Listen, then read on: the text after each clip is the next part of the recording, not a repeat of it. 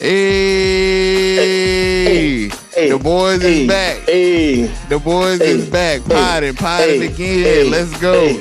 Let's go. Let's go. We off a vacation. Didn't really feel like a vacation. Yeah. It never does. It never does. But welcome back to the podcast. Oh yes, oh yes, oh yes, oh yes. The podcast is back in session. The Honorable Jeezy and the Honorable Chuck are presiding over today's episode. God bless the state. God bless the country. God bless the world. You may be seated. Yes, Lord. Yes, Lord. Welcome to Parody the Politics Podcast Season 2, Episode 38. I am your co-host, Jeezy, along with my partner in the podcast world, my brother, Chuck, stepping in for Manny on today. What's going on, my brother? How you feeling, brother? What's up, my brother, man? I am blessed and highly favored in the Lord. Hey. And happy to be here today and stepping in for my brother Manny on this such an auspicious occasion. Yes, sir. My church bag this morning. Today. For our listeners, you've heard of our brother Chuck before from Encompass Podcast that sits under the umbrella of LXI Studio. We got a message that our brother Manny, as you guys know, in the football world, the IR report comes out, the injury report comes out. The injury report on Thursday. And we looked at it, and brother Manny was up there for upper body. That's not usual. Normally, you get a little bit more specific. You get a little more of a targeted region. We just got he was out because of an upper body injury. On the old video game, when they get hurt and they tried to do a little graphic, a little red in the chest area. They were like NFL blitz. Yes, sir. No, just a chest injury. Yep. It's just red. Yep. Whole upper body just red. So, brother Manny will not be with us on this episode. So our good brother Chuck has willingly stepped in. Yes, sir. To cover the void. And Manny will be back. We don't know the injury report will be updated weekly, and we'll see when he comes back. But none other than that, when the cat's away, the mice shall play. Let's go. So I'm so glad to be with my brother. And again, thank you for stepping in to cover the void of Manny being out. And as I said before, we were out on vacation. We took an episode off. And man, it really didn't feel like a vacation because in the political landscape, things just don't stop. They don't stop. Bro, it has not stopped. It has not stopped. Like it's amazing that I know on your last episode you asked for things to get boring, bro, and it went completely the opposite direction, maybe times two. So I have a decree here. Okay, well, not a decree. It's more of a observation. I'm going to blame you and Manny. Right. For the mayhem. Forget Trump. It's you and Manny's fault, bro. Because ever since y'all started this podcast more than a year ago, it's been on 100 million thousand, bro. Man, you know what? You might be right, bro. We may have opened that door because I swear, man, I look even on us taking a week off from vacation. And I tried, bro. Like I really legit tried to be like, all right, I'm gonna try to take a step back from politics, not consume as much as I normally do, and I just could not get away from it. I seen people talking about that. Charlie Kirk's wife came out like she was at WWE SummerSlam with bruh. Where she had entrance music, pyrotechnic, like it was a spectacle. Right, like the memorial. And this is not even one of our topics, but the memorial gave, in fact, you know what it gave when Trump was up there with her? Right. Macho Man and Miss Elizabeth. Right. Like, I don't know why, but it gave theatrics. And I'm not trying to make light of the situation and make light of, memorializing him and the grief that family members go through. But just from the visual optics of the situation, it looked very WWE-esque. Right. And I'm going to tell you this. Now, I hope that first of all, when my time comes, that I go away in a much loving manner, and I'm not made a spectacle. But I will tell Listen, you this: that if my wife send me off like that, I'm come coming back and back, haunt her. Gotta and come back and haunt her. I'm taking about 2 3 of y'all with me. Yes, I, sir. bruh, and again, this isn't one of our topics, but I kind of did want to talk about it because we talked about it in a previous episode, and regardless of if you agree with Charlie or not, how you felt about him, neither here nor there. A loved one, a family member is no longer here. To Yes. see uh, the right to take this and make a spectacle out of it. Facts. And even bro, like, and I don't know much about Erica. I don't know much about his wife. Don't know much about him because again, he's just not my cup of tea, and that's fine. Mm-hmm. But she seemed to have approached the situation because she claims to be a devout Christian, and even got up there and said, hey, the killer, I forgive him for what he's done to my husband, to my family, bruh. And as soon as she got off that stage and Trump got off there, Trump said, hey, I'm sorry, but God forgive, but I don't. I know. God forgives, but I don't. It's up on the ops. It's up. Trump said, "Hey, bro, for all that forgiveness and all that loving your enemies, hey, look, yeah, nah, I ain't about that. I hate every last one, Got out there and said, get it back in blood. bro. Get it. I gotta get it back in blood, bro. Like I was like, yo, I would be so embarrassed as a Bro. family member that you sent me off this way, and I'm sure that wasn't her intent. She just, rolled with whatever Yeah. was Yeah. done, but to use this man's life to as a political step stool and create even much more division, bro. That had to be the most extra funeral Yes. Yes. I've ever Yes. seen. Like, did he? I gotta imagine he never laid to rest, y'all. Ain't had time. Who was Y'all that? didn't even lay him to rest. Y'all, Who bro, was y'all that? laid him in theatrics. Who was that? Was it? Oh man, I'm about to be mad at myself. I feel like it was James Brown who, when he passed, Oh, it bro, took like 2 months for him to be bro. buried. They And I'm couldn't. By the time they got James in the ground, bro, James had already turned to ashes to ashes. He was just waiting on the dust that's part. They took like too long to get James in the ground. You too right, too long. But like you said, the theatrics, the spectacle of this bro? was just like Ridiculous. it's ridiculous. And like you said, there are family members that are grieving, and a lot came out about Erica once she stepped up in the spotlight, because I'm Yeah, not gonna say the spotlight turned on her. She stepped up in the yeah, spotlight yeah, when yeah. She she did. had that I don't want to call it a press conference, but when she I can't even think, like, not a press conference, whatever. Whatever Y'all she know what had. she Yeah, did. Yeah, y'all y'all know read the what she Bible. did. She popped out of. Some of them don't though. They just got the app on their phone.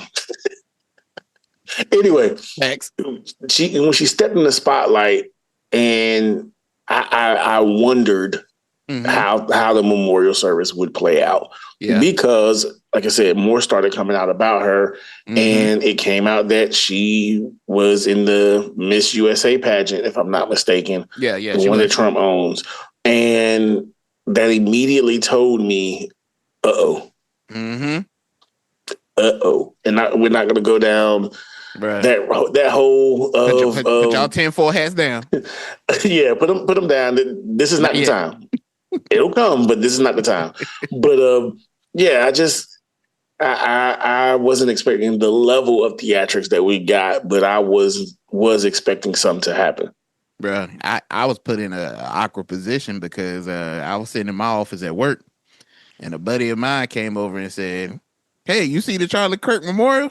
Oh no, he didn't. No, I did not. Oh, it was beautiful. Thank you for the Okay, details. you sidestepped that like a euro. Yep. Oh, I got a team's call in about 2 minutes. Do you mind closing my door as you leave? I know that's right. You will not. You will not bait me. And they You know know what I I'm got a saying? political podcast, bro. So that's what's funny. So if you are the teammate that happened to Yeah. catch this episode, just know I was not trying to have that conversation with you. Cause no, Absolutely not. y'all about to get me.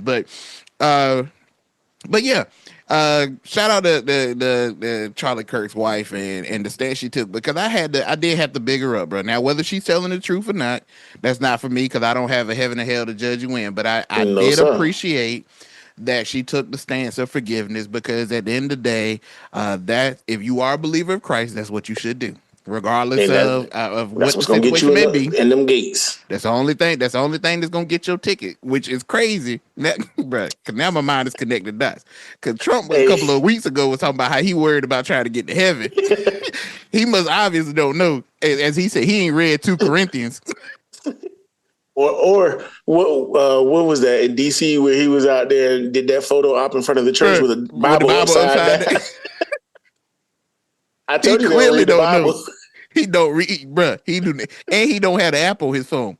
So Oh, yeah, no, Trump. he definitely don't have If that. you worried about trying to get to heaven, you might want to start in forgiveness first, brother. Because you right now your fruit ain't matching up with what you want to do and where you about to go. Hey, But that hey, ain't none of my business. his fruit is from the fig tree that Jesus cursed. Go read your Bible if y'all don't Bro, know what go I'm read, talking yeah, go about. ahead, go read your Bible and come back and talk to it. But that again was not on our docket today. But we Oh do have goodness. something, bro. See, that's how the pod go, bro. That's how the pod go. But Facts. our first topic that we're going to talk about today is y'all know Trump been wilding. Trump been doing whatever. Trump got a partner in the wilding though, because Yeah, him and does he? Big Nettie, they both be Does wilding. he? And we had the opportunity this past week that both of these individuals were in the same room, and Listen, that happened at the 2025 UN General Assembly, assembly. bro. Yes, sir. And before we dive into this, them being in the same room in the same space takes me to the scene of Step Brothers. Bro. And when they in there, and I'm not going to describe this scene too much because it gets a bit graphic, but when they're in there with the drum set, Yep. like These two right here. these two. These two right here, bro. Bro, you have described it as accurate as it possibly can be. As these two individuals are definitely the two men and stepbrothers because the world is either disgusted by them or laughing at them. Or laughing. And There's no in between. it started off.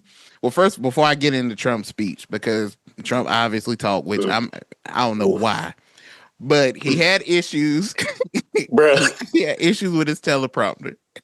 No, And then the escalator. I'm about to say the escalator is the funniest. The escalator. Trump said the escalator stopped working. Now y'all know before in the past episodes we've called, we've given him the name King Cankles. And Listen. he been on his feet all day. And you gotta walk up that thing with Melania with you, knowing she can't stand you, knowing she don't want to be there. And she in better help because them stairs don't bother her. No, she's spry. She can bounce up and down and good to go. She gonna leave you behind. Yep, but with the swellness and fluid that was sitting on his that fluid buildup. Right, he need that fluid drain. Trump got so mad. Trump called for an investigation. Trump said, "I'm gonna get the Secret Service to investigate." He said somebody tried to sabotage me, bro. They trying to make you get your steps in. Bro, most people wouldn't even think twice. They be like, oh, the escalator ain't working. Trump said, nah, they know I can't walk up these steps. But he called for an investigation because he said he called it, quote, a sabotage. But Trump, man, bro, he delivered a speech. And this hold is on, why Jeezy, real quick before the speech, because I also saw that the UN said that it's very possible that a White House videographer is the reason. Oh yeah, because he was walking backwards up the escalator. He hit the button. It be your old people, man. It be your old people. Look, Trump will fire him. He'll be gone. Oh yeah. But he delivered a speech, and for our pioneers, for our listeners, I want y'all to know, I tried, but God knows I tried. Trump Man, about worse. If you was raised in the church, there was always that one pastor that would get up there that you know as soon as he started talking, you about to get some of the best sleep you ever had in your life. immediate tune out. He gonna put you straight. Immediate. He gonna put you straight to sleep. This man Trump talked for 57 minutes. I can't stand to hear Trump talk for 5 minutes. 57 minutes we got to hear him talk, bro. And And he first of talked all, about absolutely nothing. absolutely nothing. And it wasn't even bro, it was the wildest 57 minutes I've ever heard. And first of all, I just want everybody to know that amount of time is not the allotted time for speakers at the UN General Assembly. At It is all. much shorter. He got up there just talking and they just let him rant.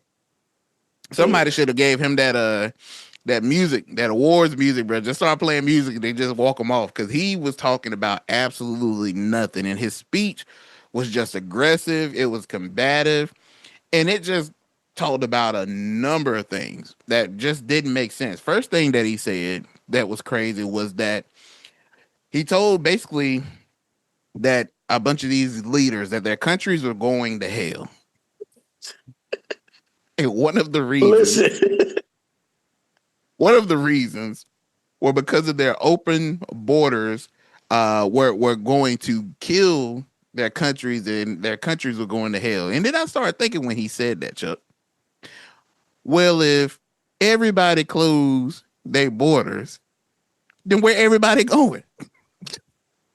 And are we just ping ponging people? Like, Listen, it's like he want every country to be a gated community, bruh, and you can't come, you can't go, you just stay where you supposed to be at, and we know where you at, and we ain't got to worry about you. yep. He want It's everybody to crazy. be on on ankle monitors. But he told these countries that these open borders they were going to hell, and then he brought up again, which was this was probably one of the most entertaining parts to me because he said that that climate change was the biggest con job Bruh. known to man, and he said at some point you had global warming. He said, but before anybody ever heard of global warming, it was global cooling. He said, so they call it cooling when it's getting when it's getting cold. They call it cooling when it's getting hot. They call it warming. He said, but it's always cool and warming and cool. I said, yeah, no, bro. Trump sounded like he had a pint of that Richard's Wild Irish Rose, bro, and he was just, he got off work, he hit that pint, Bro, and hit that they pint, just let him talk. bro. In fact, he reminded me of the uncle at the family function that's Mm-hmm. drunk too much, Mm-hmm. and everybody know he gonna say something foolish, but y'all still let him get on the microphone. Bro, let him talk. And What? go ahead, Go ahead, brother. bro. Oh, I was just gonna say one of my favorite talking points that he made was this fool said, and let me put this disclaimer out there. This is not. Well, first off, give my credentials. I am an independent. I am not a Democrat. I'm not a Republican. I Okay. go for what makes sense. Yes, sir. And Trump does not make sense. Bro. So, in that regard, my vitriol for Trump is based off stupidity. It has Yep. nothing to do with political affiliation because there are things on the Republican side that I agree with. Mm-hmm. A lot of it is fiscal. And there's things on the Democratic side I agree with. That's why I'm independent. I'm a critical thinker, free thinker, fine and dandy. Mm-hmm. But this fool said, I ended 7 wars and dealt with the leaders of each and every one of these countries and never got a phone call from the United Nations offering help to finalize this deal. As if you wanted a participation trophy or a ribbon or a thank you card for these fictitious wars that you ended. Because I remember part of your platform was you were going to end the Russian-Ukraine war as soon as you get in office. It's still going. In fact, it was talked about at this General Assembly. Mm-hmm. In fact, he talked about it at the General Assembly. Oh yeah, because he did say something that Israel will not occupy the West Bank. The West Bank. He told that lie after he, I about to say, yeah. That must be. Have you seen how them jokers moving, bro? They done. Hey. Bro, last I checked, I don't. You might be saying that, but Big Benny ain't got that message. If they ain't occupied, they doggone taking up a lot of space. They show. Like, what do you classify as occupying? Because if you said okay, 100%, okay, well they had about 82. Hey, I don't know if you ever played the game Risk, but Risk. This is a game of Risk, and you got one little piece left in the West Bank, and Israel is coming in with 15 pieces toward that one piece. That's where we at right now. So what is Trump talking about? Exactly. Like, what are you talking about, bro? Right. But anyway, and then he also had some of the strongest words of support for Ukraine that I would say he's had since taking office. Saying that Ukraine can win the war and take back the territories that Russia has. But you're not offering any support, bro. Yeah. Like, what do you... Anyway, go ahead, Jeezy. Houseway. And I think you ain't got the answers. He don't. He really does not have the answers. And I think that's the thing when it comes to Trump. And you go there with this aggressive and bully type style of, first of all, Trump got to stop the bully talk. I mean, the only leverage you have is that you're just president of the United States, bro. You ain't scaring nobody. You ain't walking in a room and people sitting. Them folks' face when he was sitting up there, that speech was some of the most hilarious facial expressions I had ever seen. I think it was Brazil or one of them countries, bro. They heard Trump saying something about the president of Brazil. Boy, they were trying to hurry him. The Brazil delegation. Yeah. Bro, they were trying to hurry him get that. It was a scramble. Get that interpretation. Hey, y'all need to speed up that interpretation. What he say? I didn't hear him. What did he say? Is this the Chat GPT version or is this the Gork version of the translation? Because I need to know what he just said about my boy. Bro. It was like, what I do? Well, how we even get into it? But, bro, the thing that gets me with Trump, because he comes with this aggressive tone, this bully-like type of style, but he's not producing the results because, okay, we all knew that you saying you're going to end the war the day one. Only people that believe you saying that was the dummies who actually sit behind you and actually take everything you say and believe it. Just like you said about Tylenol. There's going to be some folks that's going to sit here baby's gonna be all sorts of jacked up, twisted every which way, listening to you. Mama gonna have 120-degree fever, and she sitting here talking something. Trump said, "Don't take no Tylenol." All right, well, you and both of that baby gonna cook like a crock pot. But anyway, listen to that man. I ain't taking no advice from no man that couldn't even say the word correct. What was he was trying to say? He was trying to say acetaminophen. He said acetaminophen. But that thing put a hold on him. He came through, boys. He couldn't do nothing with that word. But I'm not about to take my advice from nobody who spend their time eating more McDonald's than he should with the amount of money he make. I'm not about to listen to him. So forget about the amount of money he makes. You have an in-house chef and staff. Bingo. And I remember when who was it? University of Georgia came visited the White House, and they had the most elaborate McDonald's spread of Big Macs, chicken nuggets, French fries, and you know that stuff was cold. Bruh. No, it was cold. Bruh. Cold as a whistle. Cold as a whistle. And they said, nah, we're not about to do that. I'm not about to listen to this man. But somebody gonna listen, and that's what. So when it comes down to anything that he says, nobody believed that the war was gonna be ended in the first day that he got. Absolutely in office. Not.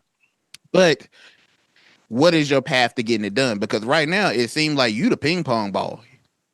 You the fool. Ping pong ball. He's the Plinko chip. Hey, shout out to Bob Barker. R.I.P. Bob. Drew Carey, you suck as the host. But anyway, yep. Oh my God. Anyway. But yeah, Putin just has the Trump chip at the top and just plinko to whatever slot he wanted to go to. And he just what's your path? What is your path forward? Because I think even at the time of this recording, Big Benny is supposed to be coming to the White House, I believe, Tuesday. Okay. Mm-hmm. For a man that don't live here, he show over here a whole lot, and y'all ain't got nothing they deal done.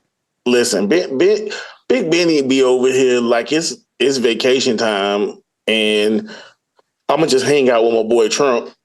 We're gonna throw back some bourbon and shoot the mess. He pulled up the situation. He pulled up in town like he got a little shorty down there in Northeast. Listen.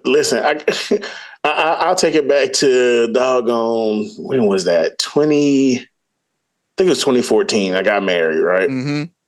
And I live in Atlanta now, but just back then I was in North Carolina, and I came to Atlanta probably seven times that year. Mm-hmm. And I was here so much, and I was down here for business purposes and trying to make moves, and actually was trying to move down here at that time. To the point my wife was like, "Hey, you got a girl down there?" And that's how Big Benny be here, bro. Like he got somebody over here on the side that he come to see over there in off U Street. Bro, that's exactly how he move, bro. That's exactly how he move. And I'm thinking, bro, like, all right, Big Ben, cool. You over here, y'all gonna talk Tuesday. Where we going with this war? Because what always seems to happen is that whatever side he talks to, when he leaves that conversation, oh, well, I'm on their side. You know, just with the Russian war. He talked to Putin. Oh, okay, well, Ukraine, they got to do this. Putin's ready to end the war. He go talk to Ukraine. Putin's got to stop doing what he's doing. He bro, you just ping-ponging at this point. That's like, it. Where is the real... Because you sitting here, just like he said in the speech, they're not going to occupy the West Bank. They're darn near already have. Already there. So what are you saying? Like, not Putin. Big Nettie ain't stopped nothing that he doing. Nothing. These wheels gonna keep on turning. Proud Mary gonna keep on rolling over Gaza. Like you ain't stopping nothing. So then so then when he goes further into the West, well, you've already said this in front of the UN. Then what? I mean, practically at this point, this war's been going on so long, and the promises that you made, at this point, he's got to be darn near close to just about annihilating the people, period. Wiping them out. What are you saying about this? So he got up here, and you could tell by the response of the people in the crowd, right? A lot of people just look like, whatever, shocked. There was some laughter, but Trump didn't. I'm gonna be honest. I think it was just embarrassing, bro. For you to be the leader of the free world, you are the leader of the United States of America. You, to me, look weak. And I say that because I get so tired of how people talked about Biden. Now, I'm not going to sit here and act like Biden up there looked like that he was a spring chicken either. Oh, no. But give him a couple of them pills and let him take a nap. He gonna cut his stuttering down by about 28%. You better believe it, brother. I would rather you stutter and make sense than get up there and talk smooth and stupid. And that's what Trump did. And the response from it, bro, many of the leaders push back. So it's like, if you're going to the UN, and I get it, if in areas that they need to step up in, absolutely, you should address that. But that's not how you do it. I would expect Trump as a businessman to go there and maybe have those connections, have those conversations with those people, those individuals, those leaders, and say, hey, look, this is what we need. This is how we need to get there. Own the room. Yes. You are the president of the United States. Own the space that you occupy, but instead you get up there and you look like Boo-Boo the Fool. Well, here's the thing. He's 25 years too late. Facts. And I say that from a standpoint when you said Trump the businessman. Yeah. Well, I already have my trepidation about him making sound business moves. We won't dive into that. Mm-hmm. But from a acute standpoint of being a businessman, I look at it like this: he's old and senile. Yeah, and it's not a degrading thing to say towards old people.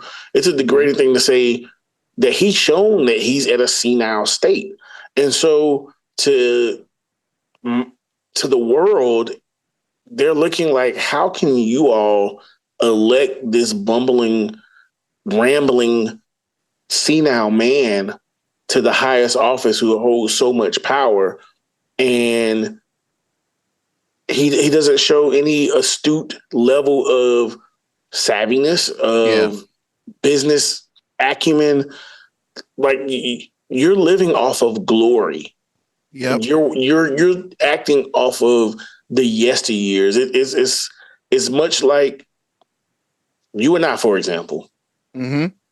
As though everyone knows, we are members of the most esteemed and prestigious fraternal organization there is, and we had a fantastic run in college. And so if we were to, sit around the campfire per se and talk about how, back in my day in school, on the yard, I did this, and, we were extreme steppers and one step shows. That's where Trump is sitting now in regards to the lure of his business deals and the lure of his business acumen. And in being presidential, especially on his first term, many people voted for him saying, well, he has successful businesses and he did many things in the business world, so he could be successful in turning this country and operating like a business. But he has not shown any capacity to be anywhere near that because he's 25 years too late. Right. The brain capacity, the sharpness is declining. I think declining has declined. Plain and simple. Deleted. But, and so for me, that is a level of frustration with some of the early supporters. The supporters now, nobody speaks about his big business acumen. Nobody. That's not even talked about. No. But those early supporters, that's what they hung their hat on. Oh, I voted for him because he was a successful businessman. Well, men lie, women lie, and numbers do too because you can manipulate them. Yeah. But that's to your point. Like I said, in regards to that, you would hope that when you stepped in that space, you would operate business-like. I know that he sees the country too much like a business and he's too far behind, because I seen a tweet that he put on True Social that he said at the end of it, he said, "Thank you for your attention to this matter." I said, bro, who you talking to? Bro, I said out a memo. Bro, are you talking to the whole country? Thank you for your whose attention to this matter? What? We are not at Trump Tower. This is not how you talk to the American people. he thought he was back at the Taj Mahal. Bro, half of your supporters ain't never mind. Yep, nope. I was ain't even been to the Bahamas. Bro, I was gonna talk on corporate email etiquette, but never mind. I know that'll go over somebody's head. But but your boy Big Netty, he tripped me out in his speech too, bro. As we talk about him at the UN General Assembly, this fool said that if Hamas agreed to Israel demands, the war would end right now. Sir, you fired upon those folks when they were meeting in Qatar to discuss some progress to a resolution. You fired on them. They ain't shoot at you. Bro. Bro, Nettie got to be stopped. Like, what? How in the world do you talk with that type of tone to these leaders as if 3 weeks ago they were sitting up in a building that you tried to execute a strike on them? Bro. And you gonna tell me, hey, if you just agree. Bro, that's like the equivalent of you walking up to me slapping me in my face and say, "Hey, so we still gonna do that deal?" Man, ain't no deal. You just tried to slap me, bro. In the middle of negotiating, I won't even aggressive to you. Didn't even press you. Listen, went to a third party, tried to get somebody involved who can. They cool with your homie. Yeah. They might not be cool with you, but they cool with your big homie. And so maybe they can talk to your big homie, then your big homie can talk to you. Mm-hmm. But in the midst of all that, you was like, nah, I'm gonna fire off on him. Hey, talk to your boy, see if you can get him to come around. But in the meantime, let me go slap fire to his face just in case you'll come. Bruh, no, that ain't how they... Obviously, Big Netty don't know how negotiations work. Nah. You don't slap me and then ask me so what we gonna do with this deal? Bro, we ain't doing nothing with this deal. He took the negotiation class at Trump University. It's wild. It was wild. Well, first of all, I do want to admit that as he spoke, you had a lot of people that walked out. And I'm gonna be honest with you. They should have, because I've had this stance about this whole situation, and this is what really grinds my gears about this whole Israel thing. He said, he made a comment which was, his tone was very defiant. He argued that Israel must finish the job against Hamas. But this is the thing. Was Hamas wrong in what they did? Yes. Then if Hamas was wrong, why are the Palestinian people the only ones that are paying? We're hearing more Palestinians are dying than Hamas people. Facts. And even if, let's say, because it's war, let's say that the people of Hamas are using the Palestinian people as cover to keep themselves safe. Are we saying that we're okay? Because I know with war there's some casualty, but we're talking about, we're not moving. We're not in the casualty range right now at all. We're moving to complete wipeout, genocide, annihilation. Yeah, like to that point. And I like to, from time to time, check out. Lord, I'm brain blanking, but I like to check out other news publications from around the world, BBC, Al Jazeera, to get a different perspective, because I know that the U.S. media is tainted. Yeah. And so in prepping, knowing that I was going to be on with you today, checked out Al Jazeera, and to that point about shout out Al Jazeera, because I do like Al Jazeera. Yeah, Al Jazeera be on it, and never mind, I was about to say something else, but anyway, anyway, I'm sorry. They fact checked him on this, because he made the point of they're trying to take measures to minimize civilian casualties, and they were like, hold on. Back in August, a classified document from Israeli databases said that 83% of the people Israel has killed were civilians.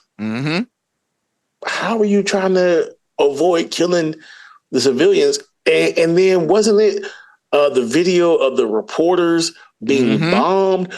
What was even more devastating about that video is they were trying to recover from the first bombing. Yep. And help people when the second one hit. Yep. Bruh. So make it make sense what you say. Make it make sense. Because we've also seen that even from a humanitarian perspective of trying to get aid to these Palestinian people, you've made that a near-death experience just trying to provide support. So to that, when was it? Thursday, Friday? I can't remember the day. Was listening and what was I listening to? Because I like to give people their credit.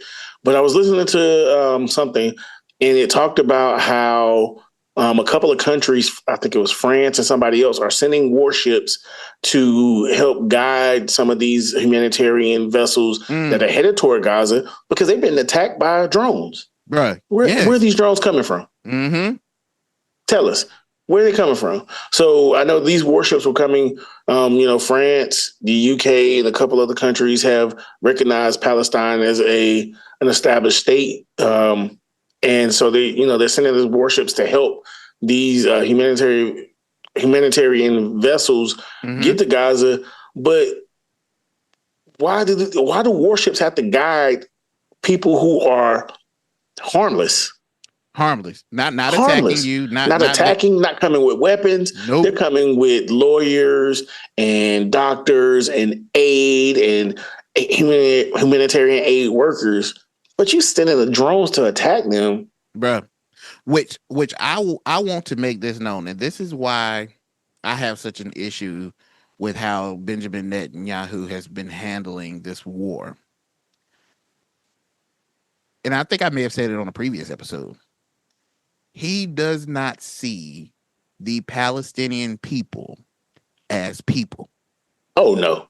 He does not see them because and if you don't believe me, I always believe the matter of fact, the message at church this morning was actions speak louder than words. Woo. If he cared about the Palestinian people, he would not approach this war in the manner in which he does. Because think about it. If I care about people and my enemy that I want to take out is sitting in a community, I couldn't justify wiping out the whole block for one person. You can't. No. Now, if I got to run up in a house and there's two people there and my enemy is one of the two, that one casualty is war. Don't want to do it, but your objective is to execute to first of all to actually get the mission done with the least amount of casualties. Okay, 1-1, I'll take that. But I'm not about to go for one when I could wipe out 20 that are innocent. This man is wiping out these people with not a single care, because if he did, he would allow the humanitarian aid and effort. These people are starving. These people are dying. They don't have enough doctors. They don't have enough supplies. He does not, his actions tell me he does not see these Palestinian people as people. So when he gets up on this stage and says something like Israel must finish the job against Hamas, I don't know necessarily if I can agree with that, because it sounds like when you say finish the job, it's to wipe out people that you don't see as people. And you're willing to do that at the expense of saying, hey, mission accomplished. Exactly. And even furthermore, trying to say that Hamas was stealing aid, we're not blocking any aid, but a report from the U.S. aid agency says opposite of that. I need to know the numbers of Hamas, because if can't you be that many. Bro, it can't be that many people, bro. Can't be that many, bro. It can't be that there's 300 people that's in Hamas, and you telling me that to get these 300 people, you about to wipe out 4 million people, bro. Ain't no if this may go down when it's all said and done. This may go down as just the worst strategic that has ever been implemented in a war, period. Maybe be one of them, because I can't from it, and I'm not military, nor am I acting like it. I'm just a common sense man. And I know that if I want to accomplish an objective, I got to go about it in the most effective and efficient way possible. Ain't nothing effective or efficient about this, because it sounds like Hamas still at the table. It sounds like Hamas. They were trying to be. They were trying to be until you knocked the table over. He knocked it over. He blew the table out the room. But I just don't. Big Benny got to go, bro. And from what has been reported within Israel ain't agreeing with what he's doing either. No, there's in fact, it was where was it at? I can't remember. Like you said, consuming so much information all over the place. But there was a gathering at the airport before he left, of protest. From him leaving, from his actions. It's definitely not a consensus across the Israeli people for what he's doing. And like you said, if this was really about Hamas, why are what really turns people against you? When they see images of children dying, starving, and going through. And these children let's talk about something else, because I'm about to get mad. I can completely agree, and I think that when he, even with the tone of him saying, because obviously there's been quite a few of the nations that were at the General Assembly that have recognized Palestine as a Palestinian state, he Mm-hmm. accused them of sending a message that murdering Jews pays off. Bruh, what? First of all, Palestine been trying to be recognized before all this happened. So if you're trying to say them being recognized as their own entity, as their own state, then what message are you sending that murdering Palestinian pays off? And for the sake of not getting you all canceled, I'm not gonna. I am not going to say what I've said for years, but what is a Jew? Bruh. What is a Jewish individual? Just think on that, because it is used to describe a religion, Yep. Yep. a race, Mm-hmm. and a nationality. Mm-hmm. I'm gonna just leave it at that. Bruh. I'm just leave it at that. And to move on, I would add to that as well the support for Israel. I think people need to reevaluate Yes. because a lot of people will use the Bible Whew. to justify supporting Israel, And this ain't that Israel. but this ain't that, and that ain't this. And I think people lose sight of Israel as God's chosen people versus Israel as the demographic, the geography of it. And I believe that when you look at and you read who Israel was, and you look at your TV and see what Israel is today, I Mm-mm. think that if you are not of any Kool-Aid mentality and you sip the juice, I think that you can make a very clear understanding that there is a difference. A stark difference. Is a big difference. So yeah, I think that Trump didn't do himself any justice and made us look weak. And I think that Big Benny Continuously. got up there and spewed a lot of stuff, and he does that. He has a strong tone. Mm-hmm. He knows how to at least present himself in a room, but none of that matters when you're presenting information or presenting a stance that is basically saying, "Hey, you should be on board with Israel with annihilating people." I can't get with that. I think Hamas should pay, but you can't tell me that you're trying to be active in this war or at least getting to a resolution of this war when the people that are negotiating, you're trying to kill them too. So, Trump, you got Big Benny coming to the White House this week. Maybe y'all should go over to Hitchin Post, sit down with a plate of fresh fried chicken, and maybe that fried chicken because it come out hot. The menu tell you 20-30 minutes. You got to wait for it. It come out fresh. Maybe that'll guide y'all hearts and minds to or getting somewhere. or they can go to Ben's Chili Bowl Mm, and, and get some of that good eating yes, sir. after a couple rounds of bourbon to Look. sit on their stomach. Or just get you a good old nice smoked old fashioned.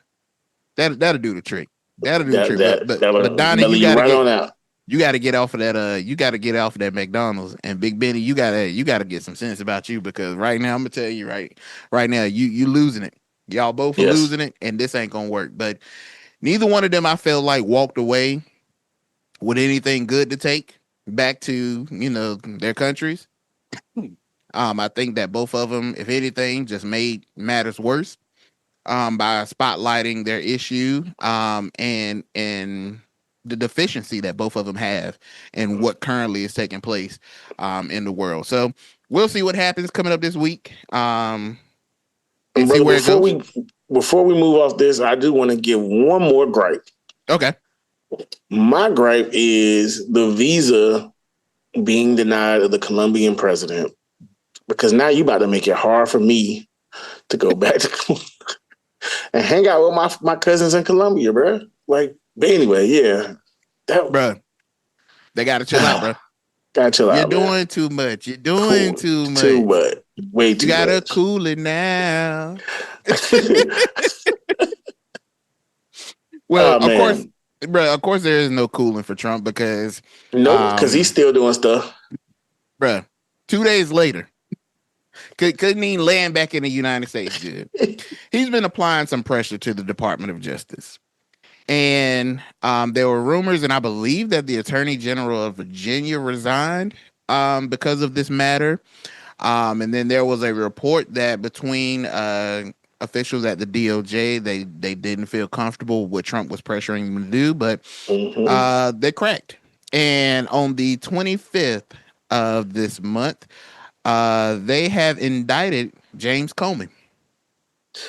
Now on my podcast, I have a segment called "What Trump Done Did Now," Bruh, yes, because essentially that's what Trump done did now. bruh. Like that old school conversation. What you done did now, and this indictment on James Comey, Wow, beyond wild, beyond reckless, and it's for me. Before we laugh at it, because you have to laugh to keep from crying sometimes. It's scary. Mm-hmm. It is scary that he's doing what he said he wanted to do. He wanted to go after his political adversaries. Yep. And so we're going to give some context to this. James Comey was the former director of the FBI. Mm-hmm. And back in 2017, under Trump's first term, Trump tried to come to Comey and say, "Hey, bud, let's go get Hillary Clinton. I don't like her. She had them emails on that server. Yep. Let's go get her." And Comey was like, "Chill out, bro. We done did an investigation. It's over. Let it go." And then Trump was like, "Well, pledge solidarity and allegiance to me. Wow. And let's make this happen." And of course you all, I am paraphrasing. This is not the exact conversations, but this is how I'm saying it. So Comey was like, "Nah, I'm good. You know, I'm staying over here. I'm doing what I do. Doing what I'm supposed to do. Yeah, I'm doing my job, man. Let me do my job." And we go about it. Well, y'all know how Trump handles rejection. Yep. He doesn't. And so he fired Comey. And after he fired Comey, he said, "I want to get him." And so this has been in the works and trying to happen since then. Bro, and I just want to say this to our listeners. Just process what my brother Chuck just said. The only reason that a spotlight has been put on James Comey is because he would not bend the knee when that is not a role or duty or responsibility for him to do his job. Bro, can you imagine working a job and you get fired not because you did anything wrong by the definition or the outline of your job? Yes. You got fired because you wouldn't do what your boss told you to do that was not within the ramifications of your duty and responsibilities at that job. Well, do not allow me to leave this very important part out, because Comey also, after a while, signed off on the investigation into Trump. And of course, this is the period where Trump denounced everything DOJ and it's corrupt, and the investigation into him. No, can't be. It's not me, it's you. And so, Comey over the years, while he was FBI director, signed off on wanting to intensify the investigation, because the proverbial where there's smoke, there's fire. And of course, this didn't sit well with Trump. And he stewed over this. And although he went through that first term and was not able to get him, like the petulant child that his brain is at this tender age, when he came back around, he wanted to get his get back. Yep. Or as the youngins say, spin the block. Yep, had to spin the But this block spin the on block, but this spin the block had no love involved. him. No love involved at all, and it's very dangerous. Bro, I was just about to say that because you're talking about, first of all, there has already been a very dim light on the Department of Justice. Mm-hmm. One that you have casted yourself, Mr. Trump. Caused. You legit have. And it's even been felt that this legally was very tricky. And when I thought about this, first of all, for our listeners, they tried to bring, if I'm not mistaken, 3 charges.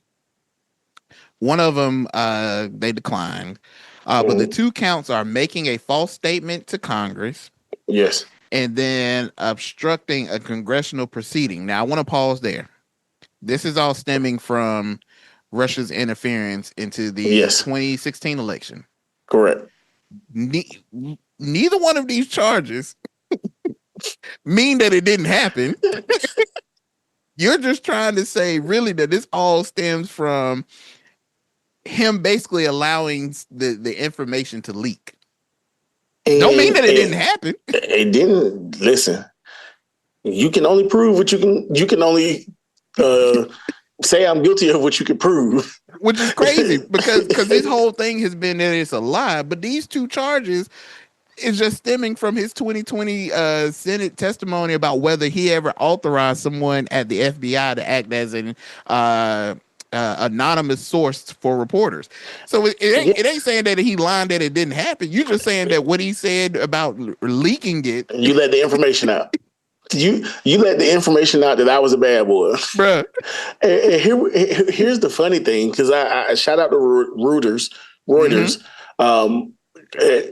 for this information. Guess who was the one questioning him during this congressional hearing? Guess who was it, brother?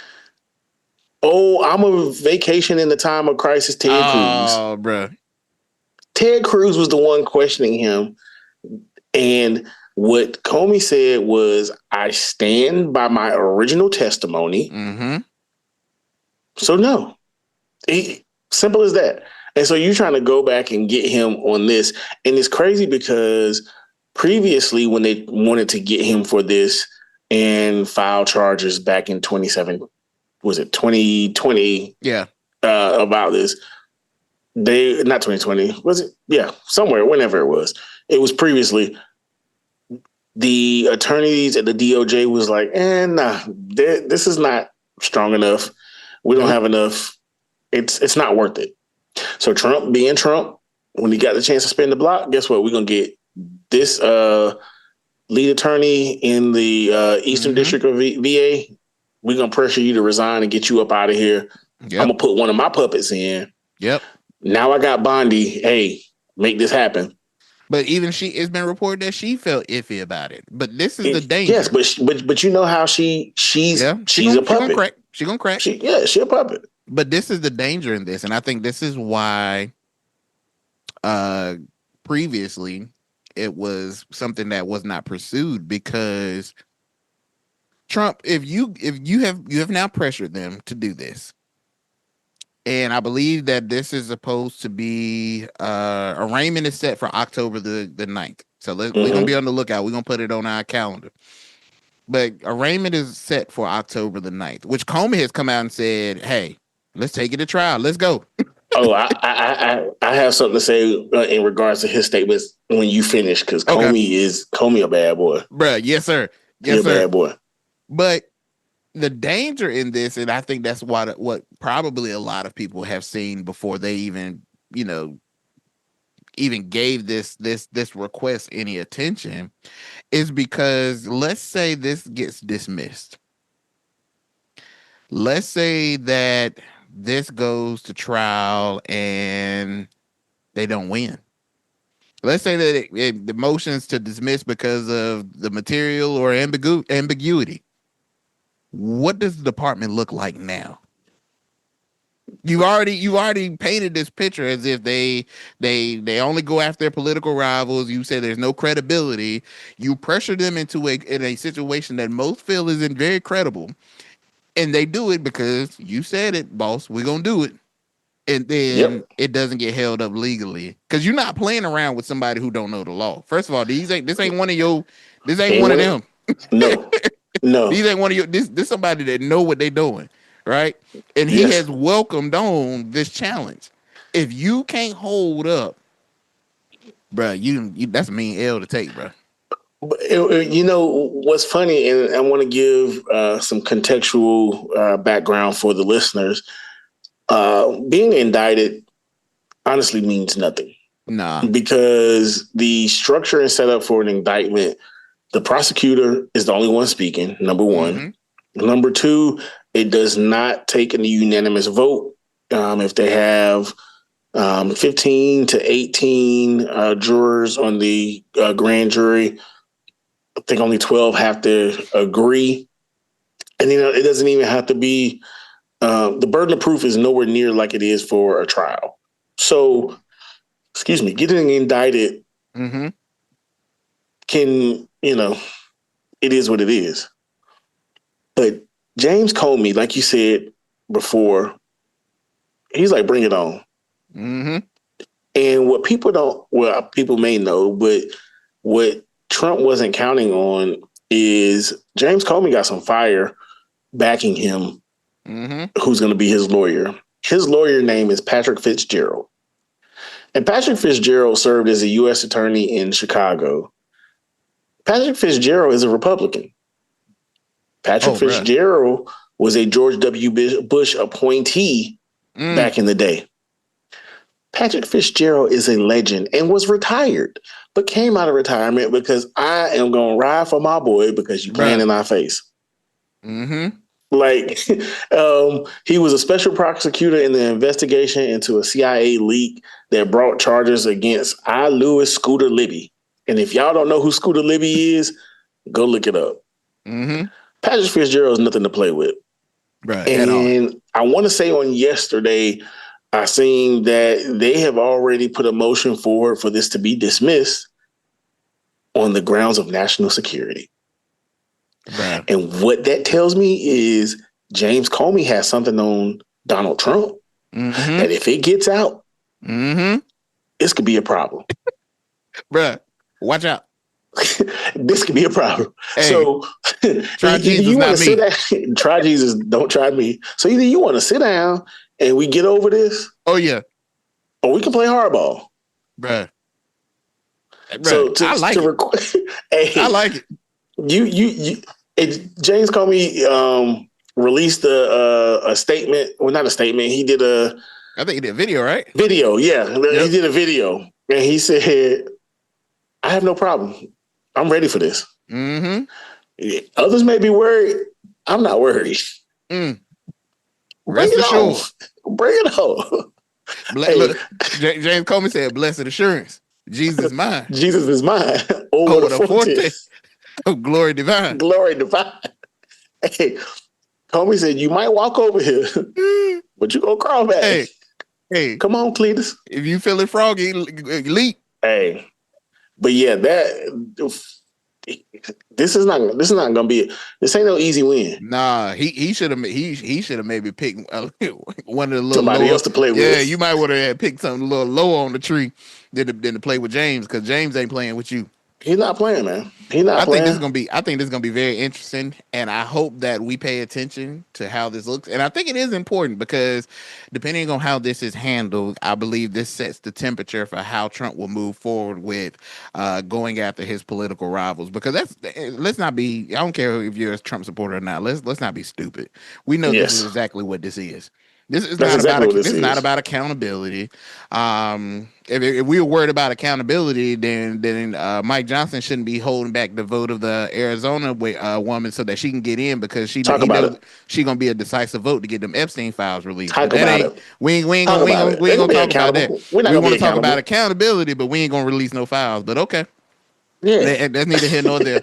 But I'm interested to see how this plays out. I think that they may have bitten off a little bit more than they can chew, and I think that Comey's gonna set the stage, and he is known that this was coming.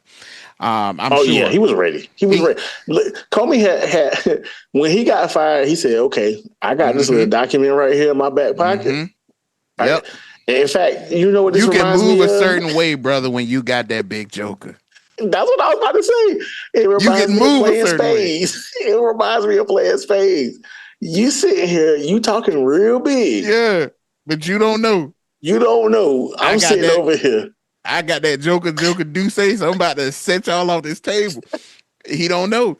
Trump You don't don't know. know. You hey, you come I'm from sitting playing over gin rummy. I I'm play. sitting over here. I got Joker, Deuce, Ace, and I ain't got no hearts in my hand. So I'm Yes, cutting sir. off gate. You better learn Trump while you in DC. You better go over to Northeast and let somebody teach you spades. Somebody That's look, would. spades will teach you a lesson about how to move in life. Yes, sir. And James is ready. He Ready. ready.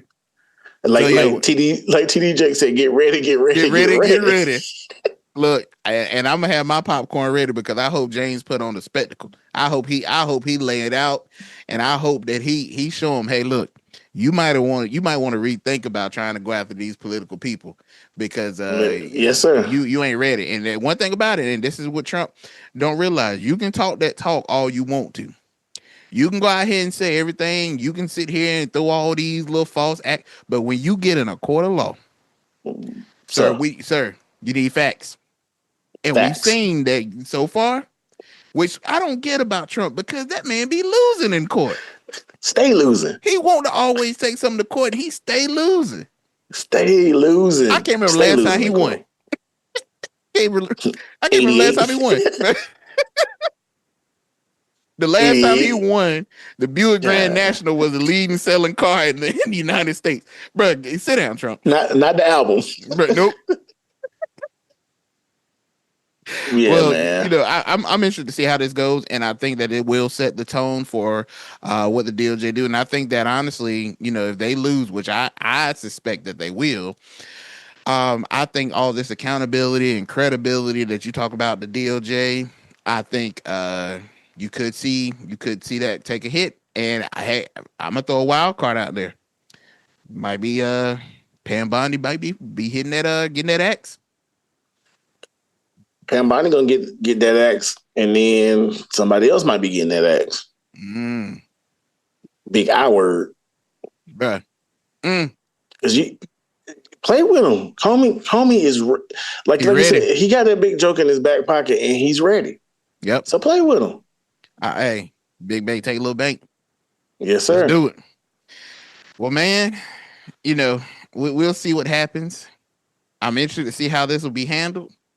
You would think that would have probably been a good pickle for the week, but it's not. I think I got one better. Go ahead. Let me see what you got, brother.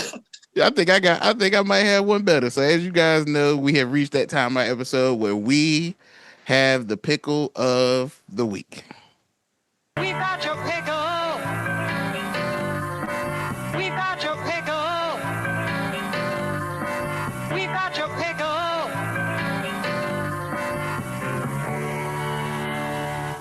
All right, all right, all right, all right, all right. Our pickle for the week is an individual that got arrested by ICE this past week. ICE got their first they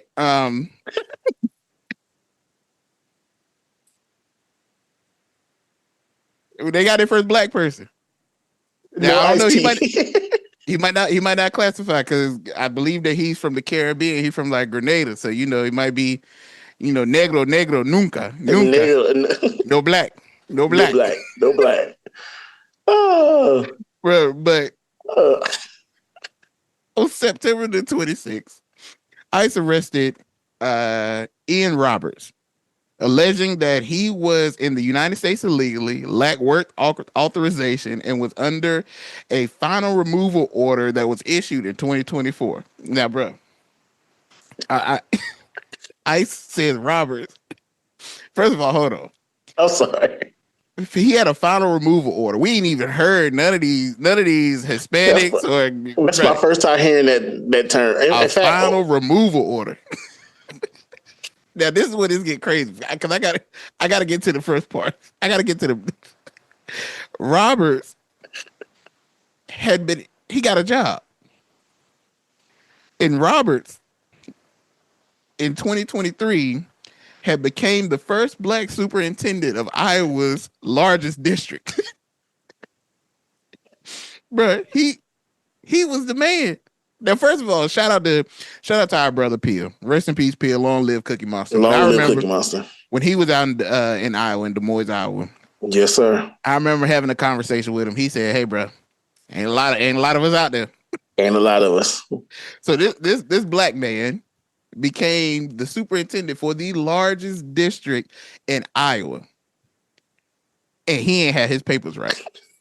Now, most people that know that they here illegally, yes, they gonna try to hold no high ranking position. They gonna stay low. Yo, you gonna do something like, I don't know, work in a factory. I work at a factory. You might, be a server at Cracker Barrel. You might be a Family Dollar general manager. Something to keep you off the radar. I don't know if they want to work at Cracker Barrel though. Oh yeah, because they take the cracker and the barrel. They gonna get you up out of there, bro. Anyway, but he had a final removal order issue since 2024. So homie got a big time job and was still sitting in his desk, knowing that he wasn't supposed to be there. So of course, you know what ICE did? Round him up. What they say? Trey, you got permission? Trey Taylor, crew tractor, lock him up. So they got him at a traffic stop, bro. And if you've watched Cops before. Oh, bad boys. What y'all gonna do? When you catch one of these types, you know what come next. You got it. Good, y'all. Don't act like y'all ain't a little racist. They flee. He flee the traffic stop, bro. Because he already knew he was riding dirty, bro. But get this. He fled the traffic stop, but he abandoned his school issued vehicle near a wooded area where later his possessions were apprehended. He had a loaded handgun, a hunting knife, and $3,000 in cash. What kind of school district? Well, actually, that's par for the course for individuals in that area. They got a hunting knife, a pistol.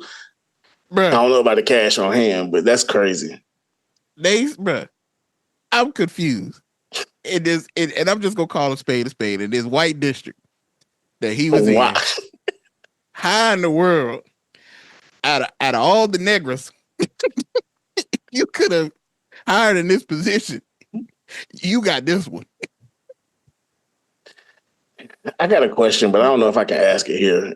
Bruh. I might have to ask in the group chat. Bruh. Hey, he looked the part. I grew up in Rocky Mount, North Carolina, bro. Shout out to Rocky Mount, bro. And I knew you grew up in Fayetteville. The mountain, yes, sir. 2-6 and he looked just like one of the boys I done seen over there in Armstrong Projects. I'm confused at how they let this man slip by. Who is checking these credentials?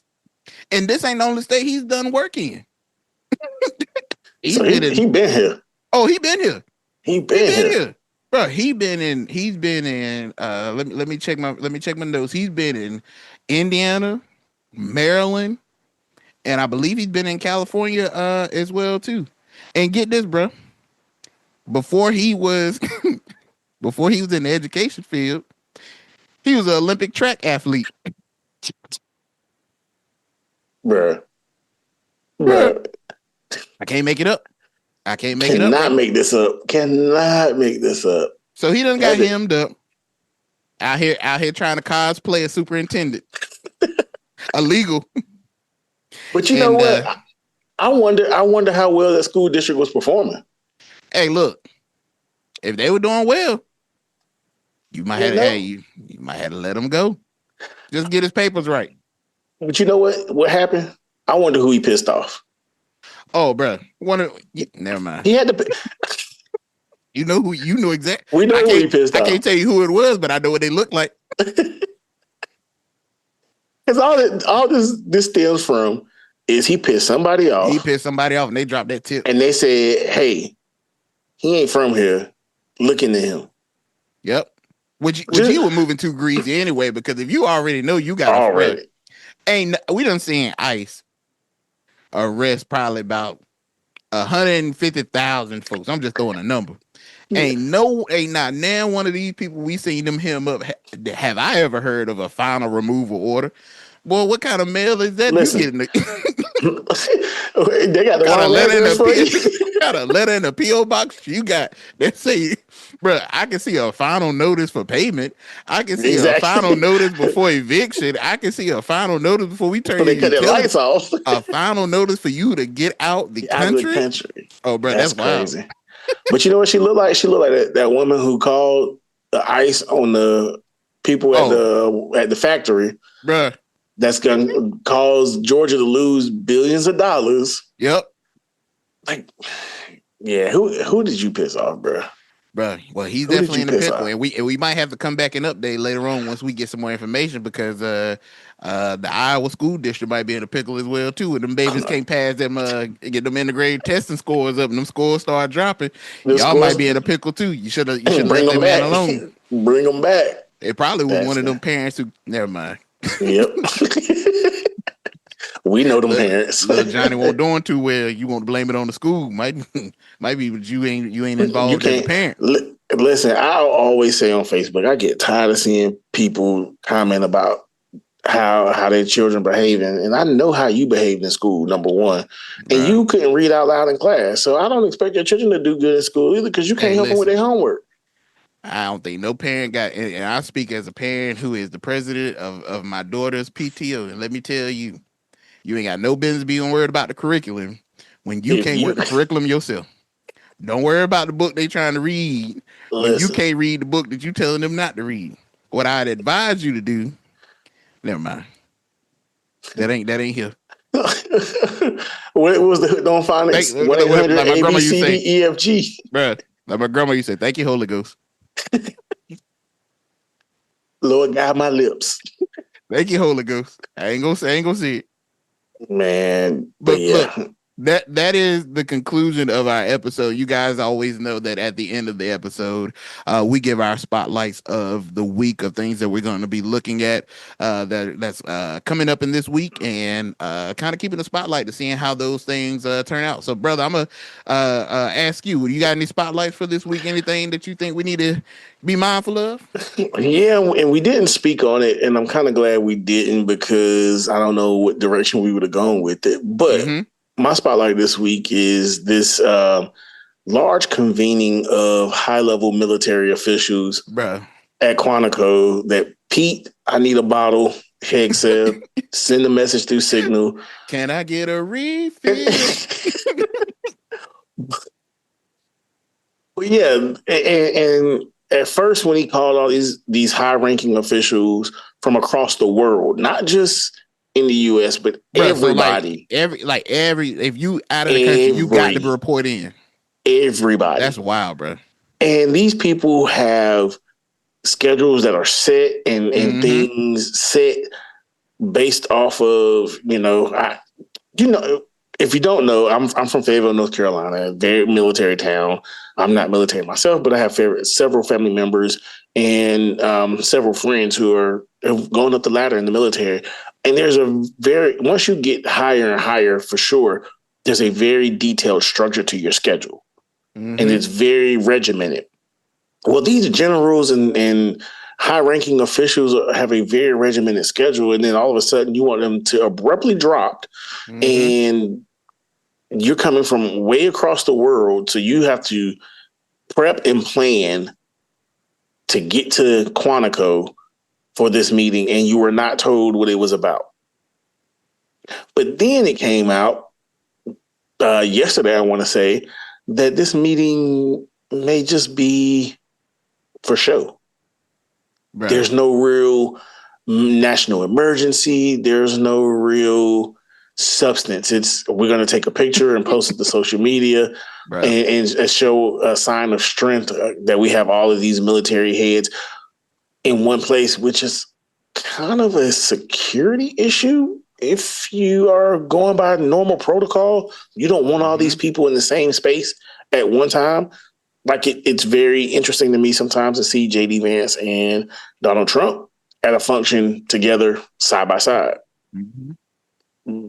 There's a reason why they separate them. So it's going to be very interesting just to see what comes from this this meeting, this bringing together of all these officials. And it's quite interesting from the party of less government. Mm-hmm. We're seeing a lot more government and a lot more spending. Mm-hmm. Somebody got to pay for all these flights. Somebody, facts and lodging, and you know, while I'm in the States, if I got to go hit up Tukey and them. I got to go see them for a little bit while I'm in town. I need a hotel room for about 4 days since I'm back in the States. I'm back. Hey, Shawty. Hey, Shawty. Come, take me through there. Take me through there. Yeah. But yeah, man. So that's what my spotlight is this week. Okay. Because why? Just why? I think Manny said it in the group, bro. It's gonna be the biggest. Could have been an email.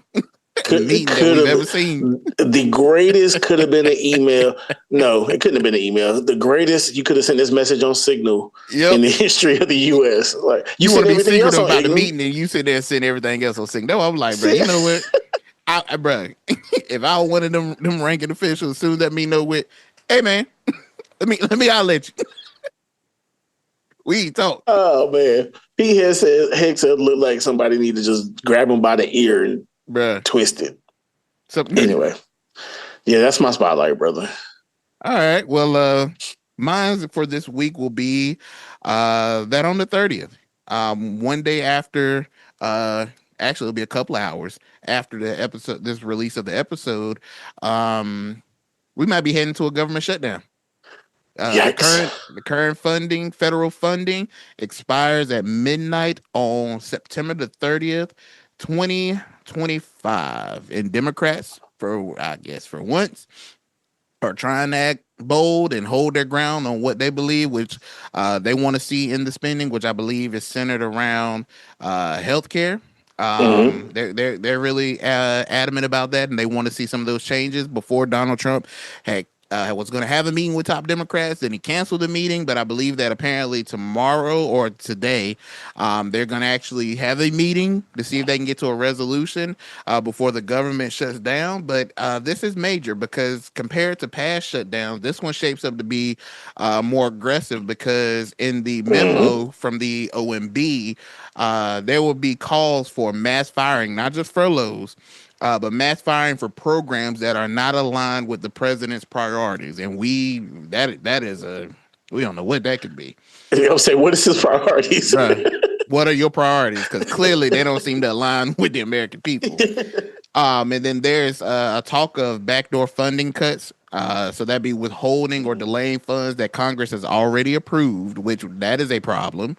Yes. To certain healthcare and educational programs, and agencies are being asked to submit detailed reduction plans ahead of time. And I just want y'all to remember too, in that big beautiful bill, there was already a lot of cuts to some major programs that should be taking effect, I believe, in October/November. Yep. SNAP benefits, things of that nature. So you have this shutdown that is right here at our front door potentially, and what Republicans are wanting to do and cut would just further put, in my opinion, the average American family and the average American individuals in a much, much worse shape than what we already are expecting will come from the big, beautiful bill. So that's my spotlight. See what happens. To that point real quick, and not to belabor the point, like you started off, maybe the Democrats are getting bold. And honestly, I don't want to sound insensitive in this. As someone who went through a period this year of unemployment. I understand how detrimental that can be on the household, on someone's psyche, and who's going through a period of unemployment previously of over 7 months. But this political game that the Republicans are playing with the American people, the Democrats have to show some gall, some machismo, something to not only solidify their message, but also to let the American people see that they were already, the legislation that was in place and the things that were in place were already detrimental to you. Yep. So we're trying to fight to help you. And the shutdown, very nasty, because was it last week or the week before the report had came out that a federal judge said that many of the jobs that were cut and slashed had to be reinstated for federal workers. Yep. So now I'm about to get back to work, but this may be their way to actually eliminate my job. Yep. It's nasty work, bro. It's nasty work. It's nasty work. So in the end, as Jay-Z says, nobody wins when the family feuds. Yep. Yeah. So yeah, man. We'll see what happens. Hopefully a deal can be done that has some or at least some of the concerns that the Republicans are fighting for the American people, because I think we all can understand or at least respect the fact that these cuts to our health care and certain programs that are very vital to the American people, especially the middle class and lower class as well too. And the elderly. Oh, bro, facts, big facts. We certainly should have everybody should be all hands on deck, whether you're on the left or the right, to say, hey, we really do need these. But I think at the sake of trying to pacify certain things that Trump has done with tariffs, with some of the other things, inflation still rising. He lies on don't TV. Talk about the tariffs, bro. He the tell tariffs on y'all your cabinets, bro. He tell y'all that things are getting better. Where, sir, I would advise you to get within a 20-mile radius of the White House. You'll see that it is not the case for most people. This is very pivotal. So I would say Democrats, it may be painted as you looking like the bad guys, but sometimes you got to be the villain in order to expose some of those things that are going on. Bruh, yes, sir. Look, I didn't agree with Thanos at first when I seen the movie, but after a while, it started making sense to me. Always been a fan of Thanos, but I get called bad names, so such is life. Such is life, brother. Well, that is the conclusion of our episode, season 2, episode 38. I want to thank you all for listening. Thank you for tuning in. Want to thank you, brother Chuck, for filling that gap for us on this week. Yeah, bro. We got through the whole episode, bro. Jesus, look, that's spirit of Manny. But I thank you for joining me on this episode. And as we always say, if don't nobody here at the podcast love you, just know the boys here at the pod, we love y'all. We hope that this episode finds you in good spirit. And brother, you got anything you want to share? Anything you want to say? Man, it was a pleasure being here and stepping in the absence of my brother who's on IR right now. Get better, brother. Heal up and rest up, and get you back in the game, coach. Yes, sir. Just a pleasure being here. Always a pleasure working with my brothers here at Pardon the Politics. Little self promotion, Encompass Podcast, and COMPASSD. Check me out. Encompass meaning I'm covering you in every aspect of life. I talk a little politics. I talk a little sports, but I talk about self-enlightenment, self-fulfillment, making you a better person, even though I'm a terrible person. But, check me out. If you've never heard me, I would love to have you listen. But again, shout out to my brothers. I'm part of the politics. Yes, sir. It's always a pleasure. Yes, sir, man. As always, please. My brother gives you wisdom, and right now, while you have the opportunity, you get that wisdom for free. Hey, you better believe it. So that is all for our episode. Thank you for tuning in, and we can't wait until we see you at the next episode. So take care, world. Peace.